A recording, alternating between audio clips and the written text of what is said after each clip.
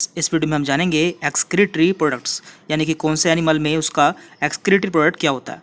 तो देखिए, इसे ammonia, uric acid, urea and guanine 4 type में डिवाइड किया गया है।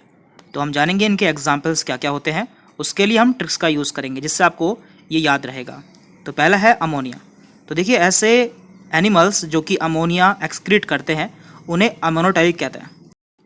तो पहला एग्जाम्पल है एक्वेटिक इंसेक्ट्स, एक्वेटिक एम्फीबियंस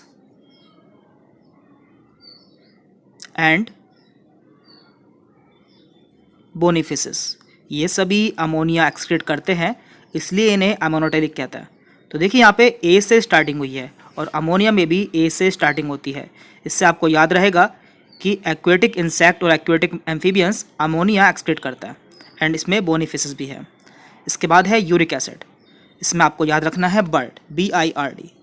तो यहाँ पे B4 है birds, I4 insects, R4 reptiles and D4 desert, यानी कि डिजर्ट एनिमल्स। जो एनिमल्स रेगिस्तान में रहते हैं वो सभी यूरिक एसिड एक्सक्रीट करता है। इसके बाद है यूरिया। तो इसके लिए आपको याद रखना है समुद्र में माँ।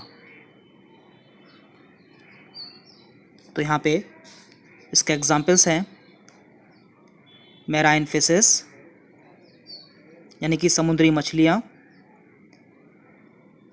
एम्फीबियंस, टेरेस्ट्रियल, यानी कि ऐसे एम्फीबियंस जो कि धरती पर रहते हैं जैसे कि फ्रॉग, एंड मैमल्स। तो देखिए यहाँ पे MA तो से हो गया माँ और लास्ट ए से हो गया एम्फीबियंस, जिससे आपको याद रहेगा कि इसके एग्जाम्पल्स क्या क्या हैं।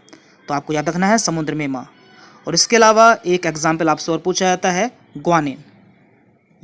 तो आपको याद रखना है स्पाइडर एंड स्कॉर्पियन। इन दोनों में इसका एक्सक्रीटरी प्रोडक्ट ग्वानिन होता है और इसलिए इन्हें ग्वानोटैलिक कहता है। तो इस तरह से आप ये सारे एग्जाम्पल्स याद रख सकते हैं, क्योंकि इनमें से नीट के एग्जाम में क्वेश्चन पूछे जाते हैं। और इससे अगली वीडियो में हम एनिमल किंगडम के क्वेश्चन सॉल्व करेंगे। Thank you very much.